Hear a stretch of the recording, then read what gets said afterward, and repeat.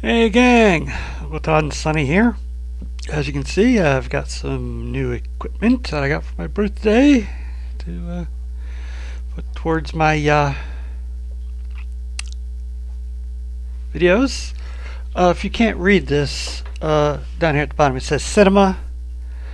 There's some 3D glasses, drink, popcorn, and I think M's for Anyways, we are now into the third episode of this season of Star Trek Strange New Worlds. And in this episode, Captain Batel has had a bit of a relapse. Kind of like with cancer, you know. You go through treatment, it gets taken away, and then the next thing you know, it's come back. And this is getting very aggressive. Now, they have found a flower called the Chimera. Yeah, interesting name, huh? Wonder if that has any bearing on the rest of the episode. We'll see. And they can use it to perfect a cure. The only problem is, it is on a planet that is off limits to both the Federation and the Klingons. It's part of the settlement at the end of the war they had with the Klingons. So, Pike decides this is going to go off the books again. So he and Dr. M'Banga, they take a shuttle once the Enterprise reaches the edge of that perimeter. As they're going, they hit a beacon from the Klingons with a warning. All who go here die. Not ominous or anything. They land and they start to head towards the research lab. There are no life signs. Some vegetation, yeah, but no animals. No species. No animals, humans, Klingons, nothing. Though they do find a pretty much gnawed to pieces body of a Klingon, been some time ago. And they head towards the Federation Research Lab. And while in there, they find some samples of the Chimera flower. Now, M'Banga has to be very careful. He puts on gloves, a mask, and everything, as does Pike. In its raw form, it is deadly to the touch, to breathe in, to just ingest. It's just they have to refine it and do things for this cure to work. Pike also finds in some of the foliage a half-devoured leg. And they're hearing some noises, but again, no life signs. Maybe the tricorder is messing up. Meanwhile, while the Enterprise is just hanging out there in space, they detect a Klingon ship approaching the planet. Right now, the ship can't see them, but they can see it for now, and that ship sends out a shuttlecraft down to the planet.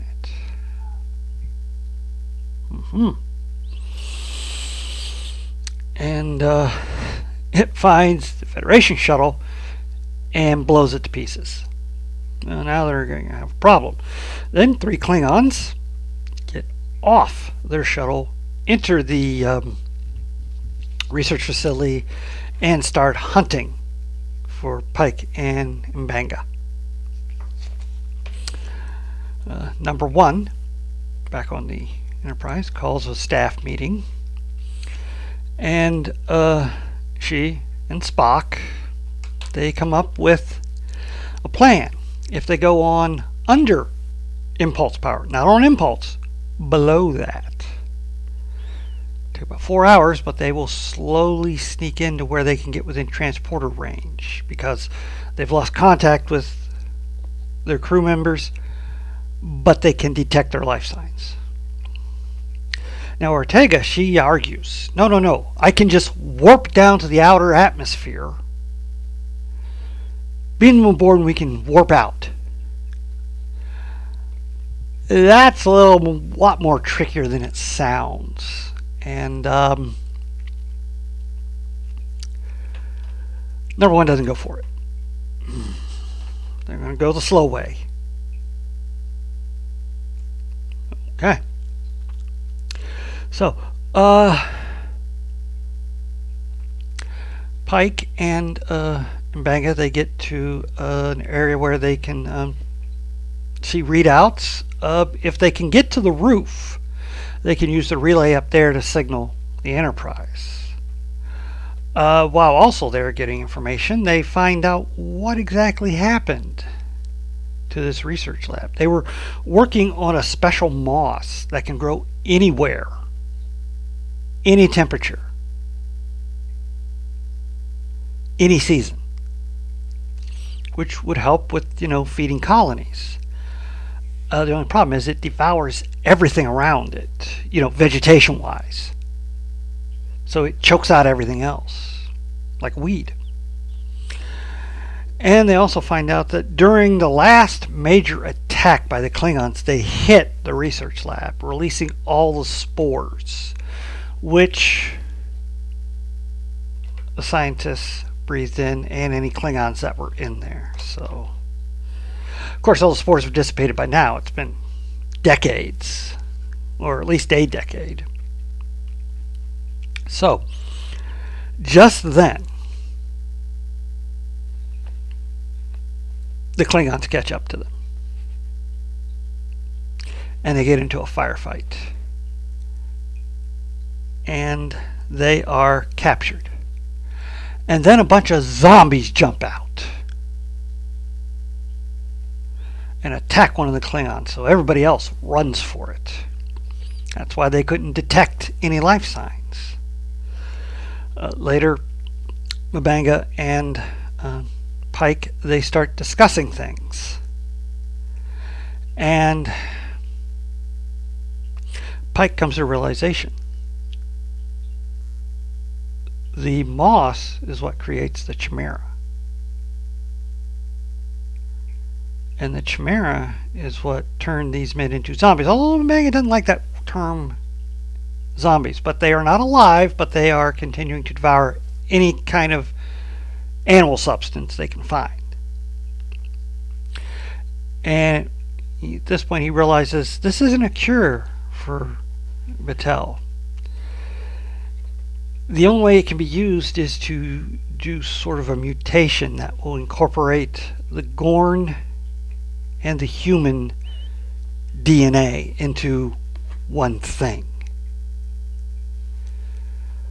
Ooh, Pike's not too sure he likes that idea. But no time to talk. An entire mob of those zombies come in and attack, and they seem trapped.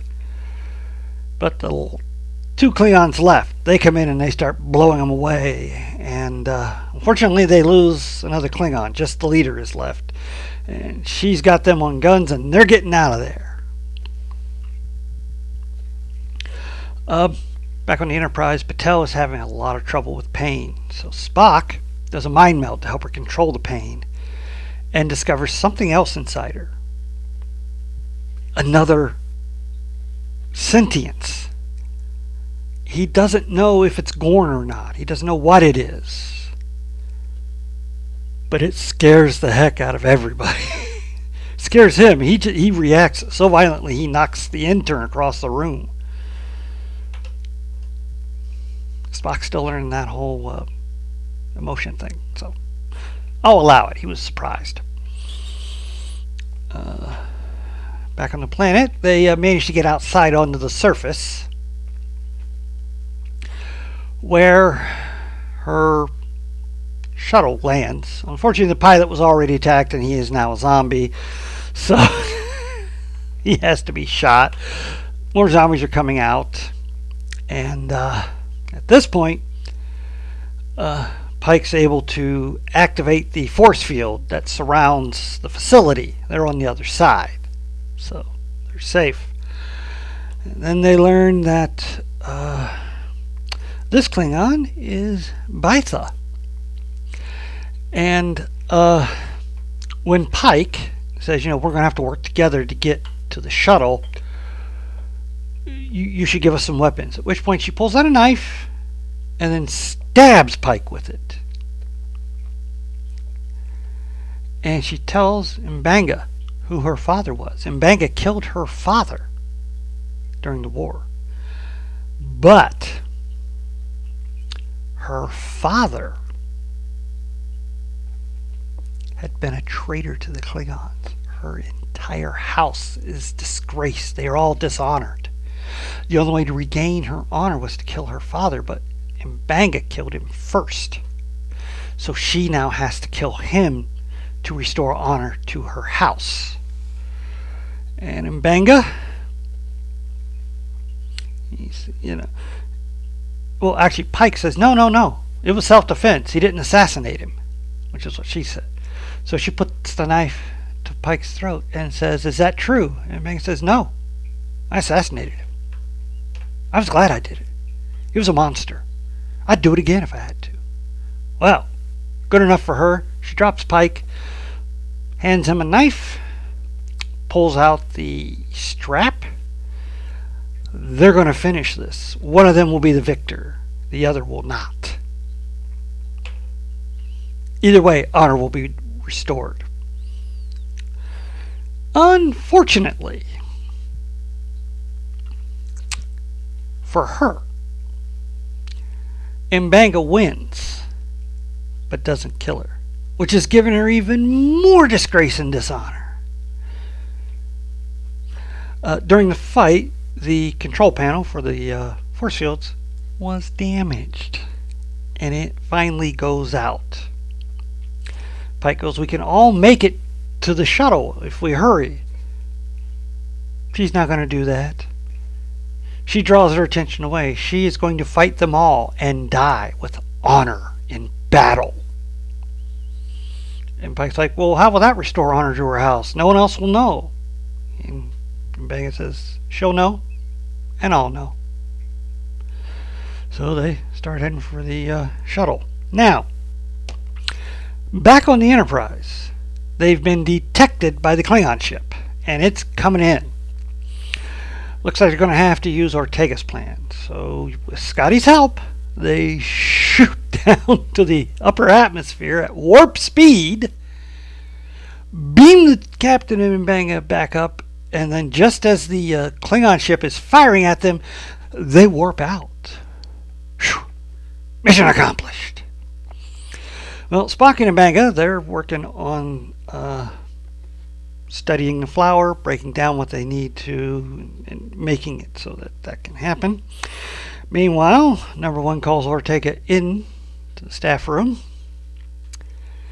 and she had noticed they were supposed to be under impulse power. They were supposed to be at 1/7, and she even moved it back to 1/8 just to make sure the Klingons wouldn't detect them. Ortega kept them at 1/6. She intentionally worked to get them sighted so that she could then implement her plan to get them out quickly. In her defense, she wasn't sure that the captain and M'Banga could have lasted those 6 hours that it would have taken. To which, number one, counters, they were headed for a shuttlecraft. All you did was put the rest of the crew in jeopardy for no reason. Well, she knows Ortega's been going through a hard time with dealing with what happened with the Gorn. So she's relieving her of her command for a few weeks. She's not going to be able to fly. She's off the duty roster. And she's going to report to the warrant officer to get some training in. And this is the last time she can do something like this. Otherwise, she'll be removed permanently. Number one, don't play around. Meanwhile, Pike confronts Batel. Apparently, most of the command crew and everything knew what this was. Nurse Chapel knew what it was. The ensign knew what it was. Spock knew what it was. Pike didn't. And he's very angry about that. And Batel's like, yeah, well, I wasn't going to tell you, and you know why. You would have been against it. You would have said, no, we have to find another way. But there is no other way. And Pike goes, that's not the point. I know there's no other way. But I should have been included in the decision. Why? It's not you that it's happening to. It's like, I know that. But I would have supported you regardless of what your decision was. And then she breaks down in tears, and they both admit that they're very scared because this is new territory for everybody. Yeah, nice episode. We've started with an action space opera-ish season opener. We had a comedy for the second episode, and now straight horror with a zombie horde. Sweet. I am worried about what's going to happen with Batel and what Starfleet's going to do about it if this goes through, or however she turns out. So, fingers crossed, gang. Please hit like, share, and subscribe, and I'll see you next time.